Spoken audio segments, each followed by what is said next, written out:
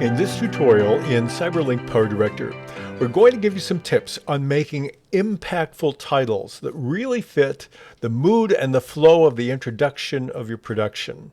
Anybody can put text on the screen, but to make it really fit means you have to pay attention to two key elements: timing and motion. So we're going to focus on those in this tutorial. Please look at this example, and then we'll show you how to use these techniques on your titles.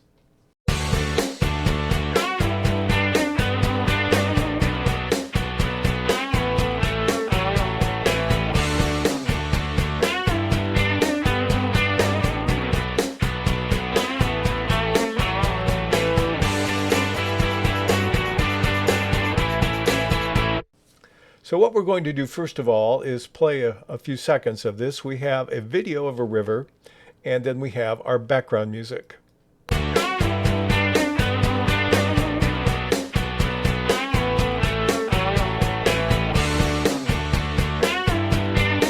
Okay, one of the things we want to do is make sure that the titles fit the music beat. So we have to adjust it by setting some beat markers for our audio. So I click on the audio track, and then I right click and I choose clip marker. Now this is not intuitive at all. Clip marker, and then I click on add music beat marker. And so you can do this by simply detecting. I prefer to use manually, so I'll click on the add button, but the shortcut key, as you see as I hover over that, is the A key. So I'm going to hover my finger over the A key, and where I want a marker, I'm going to simply press that as I play it. So I click on the play button, and then I'm going to press the A key appropriately.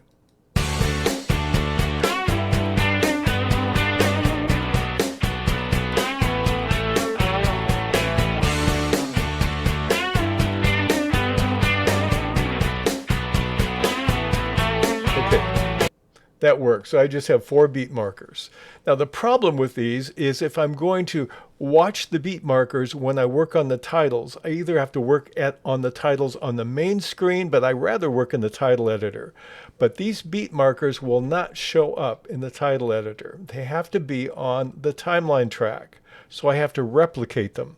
How do you do that? Well, to move between them, you simply hold the Shift key down and hit the left and right arrow key on the keyboard. So that will help me find where they're at.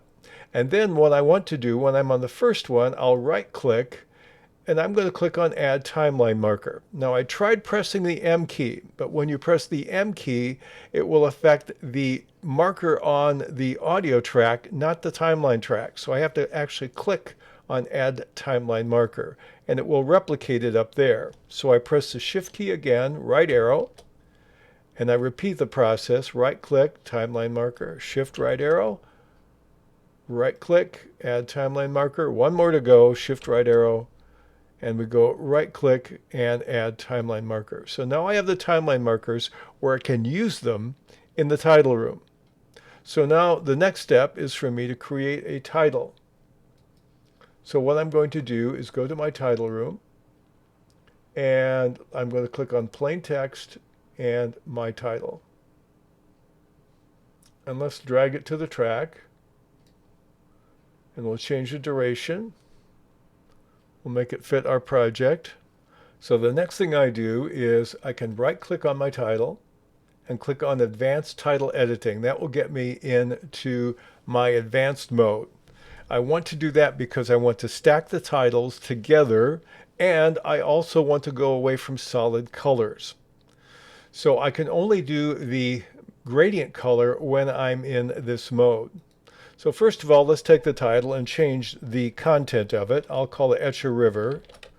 And we're going to change the font face. I'm just going to type over the one I want, Impact. And we'll change the size to a 36.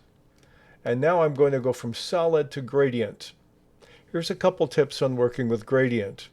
To change the gradient, you go to the stop and click on the color button. I'm going to do that right now. I want it a darker blue, so all I need to do is drag down here, and you see I have a slightly darker blue color. Click on OK.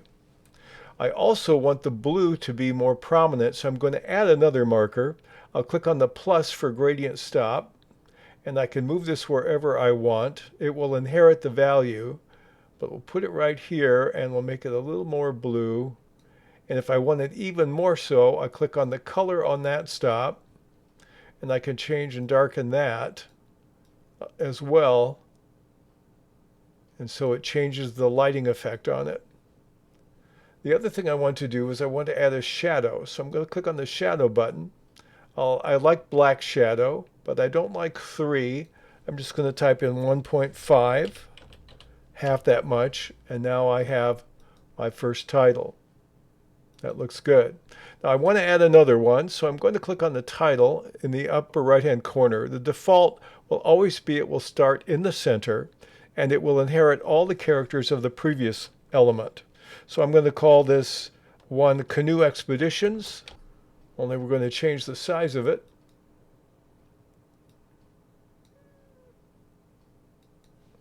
And the position of it. And let's change the color. So I go to each of the color stops, click on color.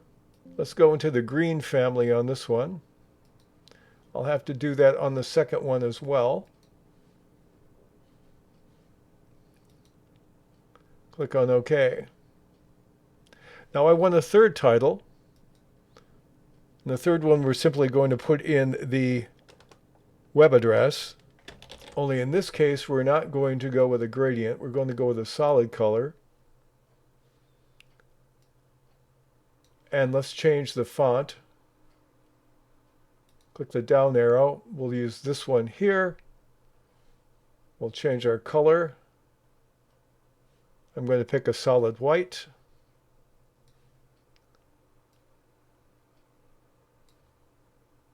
And we'll bring it over here.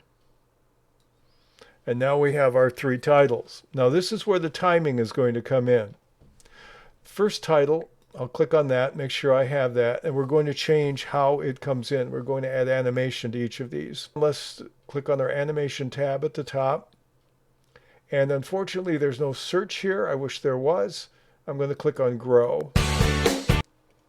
Okay, now it grows, but I want the growth to stop at the beat here. So there's 2 ways I can do it. I can change the duration on the slider up at the top. The easier way for me is simply to grab it right here and drag it right to the beat marker. So I've got my Esher River, it grows to the beat.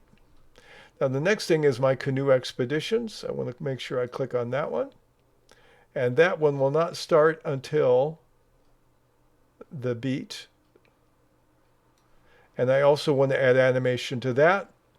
And so with that clicked on, I'm going to be in my animation tab. And let's do a surge on this one. Here's the surge. Click on that. And what I want that one to do again is time that movement to the next beat. And then we have our web address, which is our third one. And again, that will come in later. And let's add another one to that. We'll do a wipe right for this one for animation. I move to the location where that animation is found and click on it. And again, we'll change the duration right here. So let's see what that looks like when we time it to the music.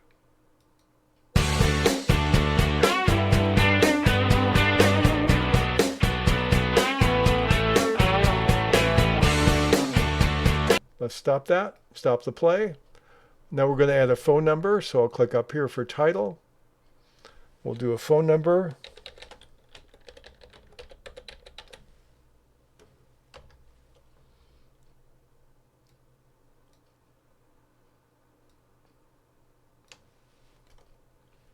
And let's change the properties of that to make it different.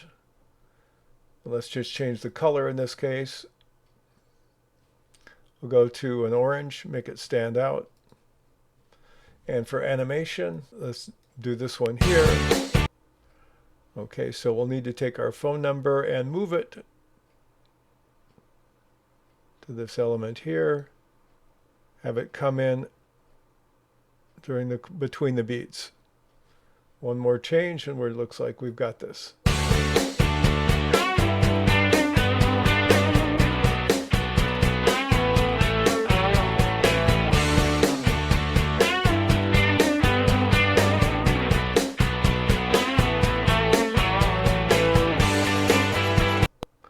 have too many digits in the phone number. And I don't really like the way that comes in. I probably would make that one come in faster and not actually match the beat. So we'll edit both of those. We'll take a digit out.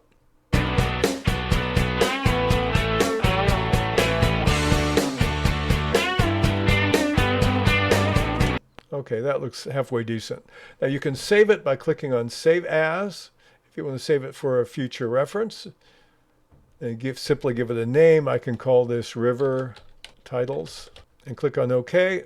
Now we're back to our main screen, and we would basically get the same thing you just saw on your screen before. So that's a way to try to make sure that your timing and your motion of your titles really fit what you want to do in CyberLink PowerDirector.